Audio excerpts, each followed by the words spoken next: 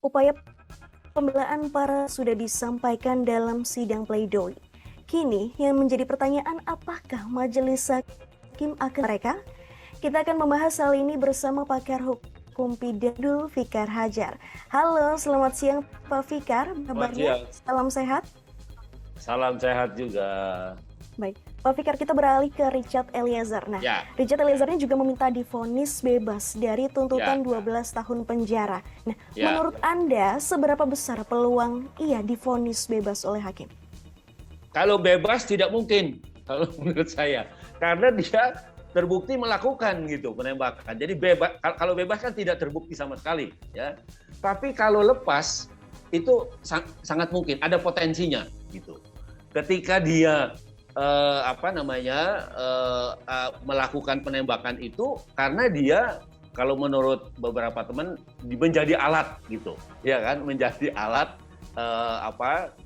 sebenarnya manusia nggak bisa jadi alat, ya.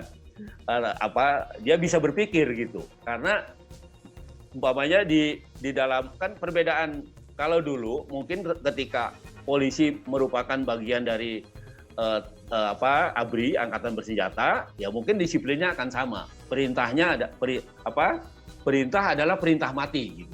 Nah, tetapi di kepolisian itu tidak sekarang. Dia penegak hukum.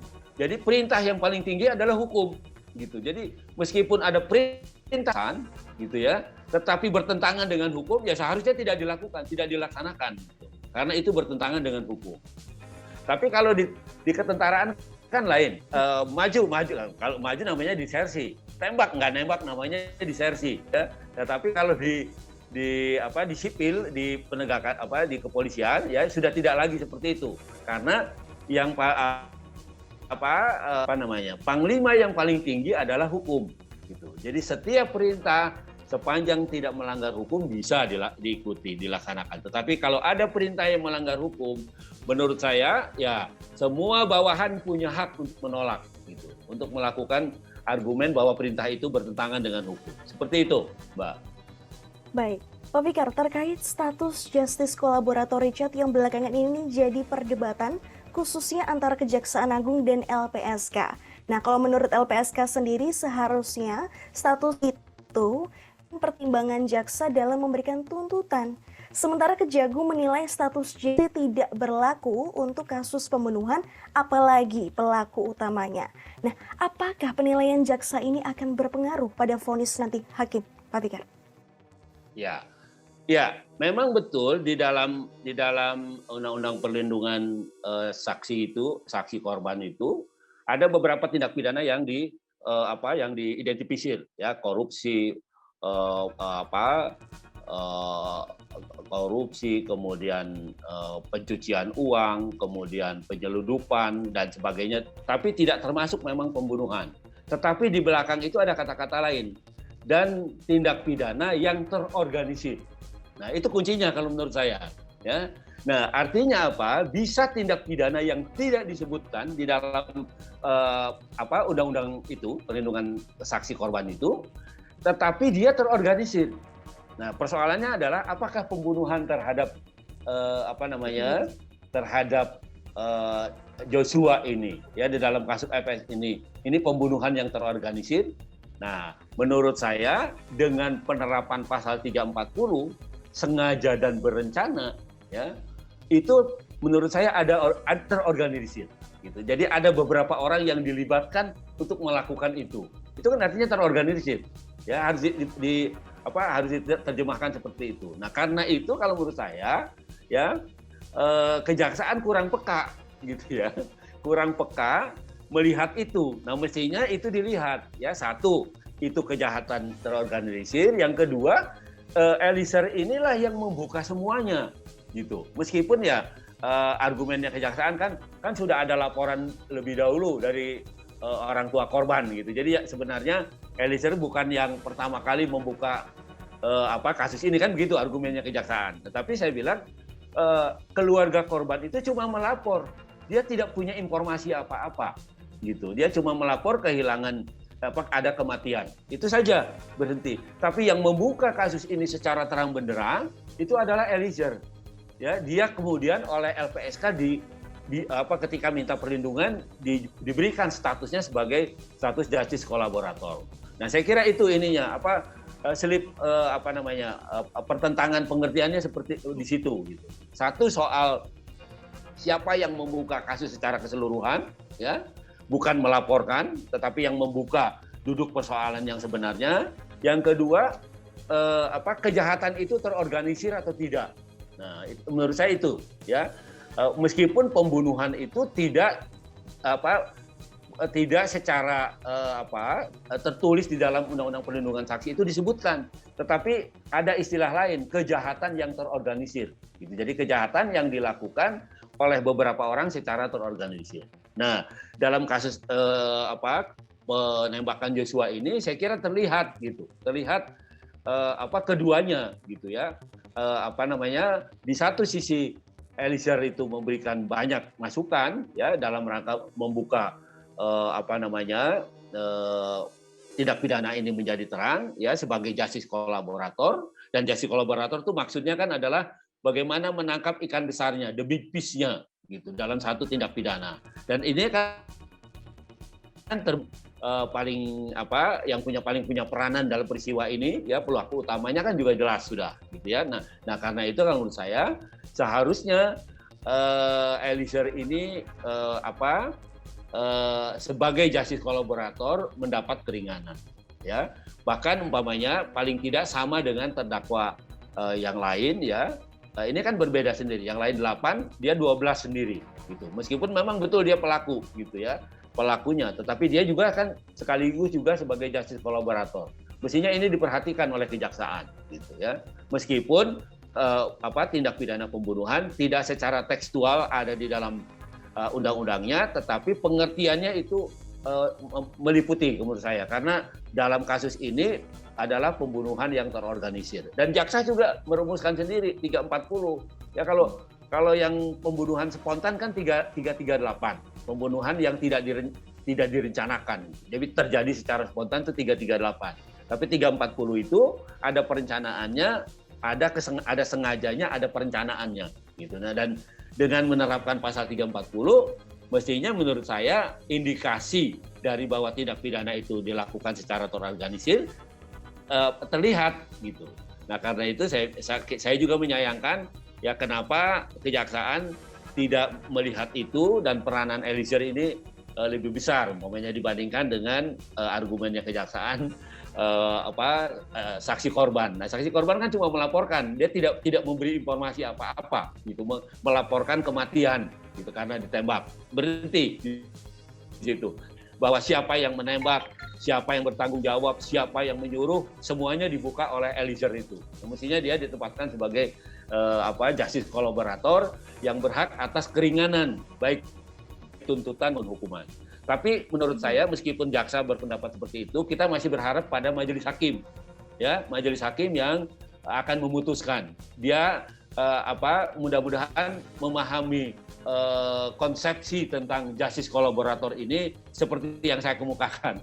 Jadi dalam tindak pidana ini memang pas gitu status justice kolaborator yang membuka persoalan seterang-terangnya sehingga the big fish-nya atau ikan besarnya juga bisa tertangkap dan bisa diadili. Begitu, Mbak. Baik, Pak Fikar, kita sekarang beralih ke terdakwa lainnya. Ada Putri Chandrawati, Ricky Rizal, dan Kuatmaruf yang juga berharap dibebaskan dari dakwaan pasal 340 maupun tuntutan penjara 8 tahun. Nah, bagaimana prediksi Anda berdasarkan fakta persidangan? Apakah ketiga terdakwa ini bisa dapat keringanan hukum atau justru bisa lebih berat? Nah, saya kemarin agak memperhatikan, ya, umpamanya untuk Ricky Rizal. Ya, Ricky Rizal itu kenapa kesalahan yang utama adalah ketika dia diperintah pertama kali untuk menembak, menghajar dan menembak itu dia tidak lapor. Ya, itu kesalahan utamanya kalau menurut saya. Padahal dia punya kesempatan umpamanya untuk melaporkan itu pada penegak hukum yang lain. Itu satu. Yang kedua, kalau nggak salah ada fakta persidangan, ya, walaupun Kuatmaruf itu bilang saya tidak tahu itu, dia ada sebelum penembakan itu ada menutup pintu dan jendela, kalau nggak salah ada fakta itu, ya, menutup pintu dan jendela. Nah, itu ditafsirkan oleh jaksa penuntut umum sebagai bagian dari perbuatan untuk menutupi terjadinya persangkaan orang terjadinya penembakan gitu. Karena itu kemudian pintu dan jendela ditutup supaya umpamanya meredam suaranya dan sebagainya. Saya kira apa yang dibayangkan oleh jaksa itu ke sana gitu. Karena itu kemudian kuat juga menjadi bagian dari terdakwa yang didakwa melakukan tindak pidana pembunuhan secara terencana. Jadi dia ikut masuk ke dalam bagian rencana. Nah, kalau si Ricky itu tadi sudah mengetahui akan ada penembakan tapi dia tidak melaporkan, ya, tidak melakukan upaya pencegahannya juga gitu ya. Nah, itu ininya, kesalahannya. Nah, sedangkan Kuat itu, yaitu tadi ada tindakannya yang bisa ditafsirkan sebagai bagian upaya dari menutupi terjadinya penembakan. Saya kira begitu. Oke, kalau Putri Cendrawati, Pak Fikar?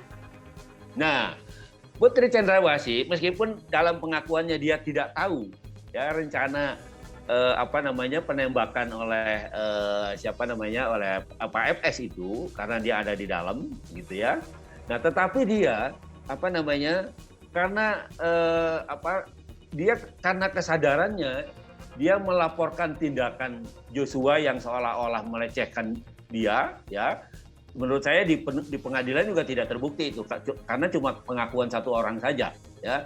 Bahkan umpamanya sejak awal ada laporan pelecehan seksual di kepolisian ditutup juga oleh polisi karena ternyata dianggap tidak terbukti gitu sehingga tidak lanjut tuh laporan pelecehannya.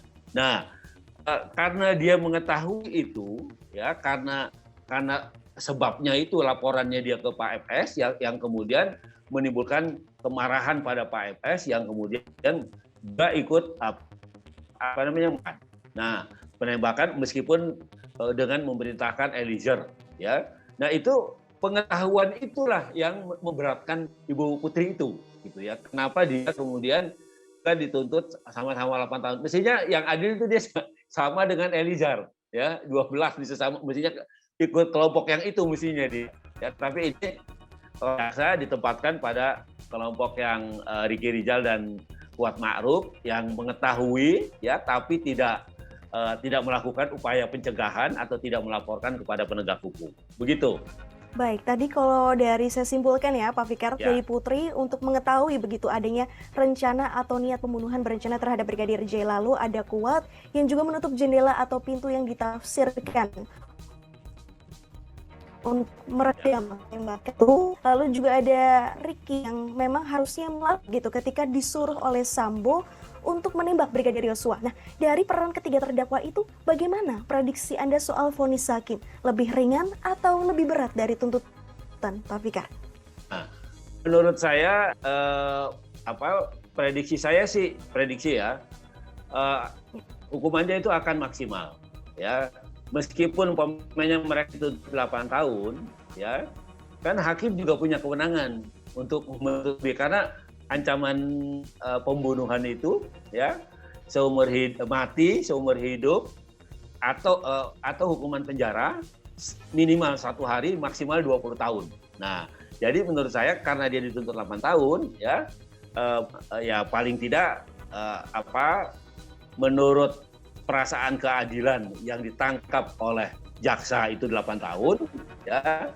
Nah, itu menjadi patokan hakim. Ya, meskipun tidak harus ya, artinya hakim itu punya kewenangan untuk melebihi juga gitu. Tetapi karena jaksa sudah menentukan 8 tahun, saya kira hukuman itu juga akan diikuti oleh hakim gitu. Walaupun pada sidang pidana itu biasanya hakim itu memutusnya separuh dari tuntutan.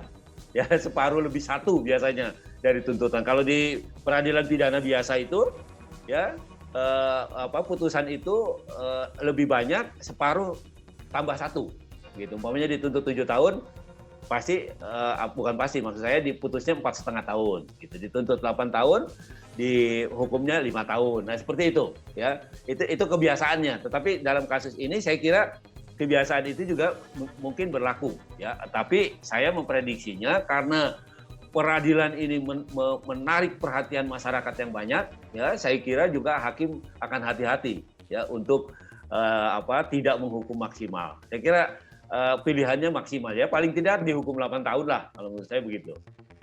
Baik, berarti memang akhirnya vonisnya berada di tangan hakim begitu ya, Pak Betul, Fikar ya? betul. Selain bukti maupun fakta persidangan, Pak Fikar, ada keyakinan hakim yang jadi faktor pertimbangan vonis tentunya. Nah, kalau Anda sendiri sebagai pakar hukum dan memantau jalannya sidang dari awal hingga saat ini, bagaimana Anda membaca sikap hakim terhadap para terdakwa begitu? Apakah sudah bisa terlihat dari sikapnya nanti vonis apa yang akan dijatuhkan, atau mungkin lebih berat ke terdakwa lainnya atau lebih ringan ke terdakwa lainnya, atau seperti apa, Pak Fikar? Ya, agak sulit memprediksi itu, ya karena apa? Karena di dalam hukum acara sendiri, hakim itu dilarang menunjukkan sikap, ya ketika dia memimpin sidang, menunjukkan sikap yang seolah-olah terdakwa itu sudah bersalah. Itu ada ketentuannya di dalam hukum acara pidana. Jadi hakim dilarang menunjukkan sikap yang seolah-olah terdakwa sudah bersalah. Nah, itu ada aturannya gitu, ada ketentuan secara tertulisnya di dalam hukum acara pidana. Nah, karena itu hampir bisa dipastikan semua hakim yang mengadili perkara pidana itu dia terlihat agak santai.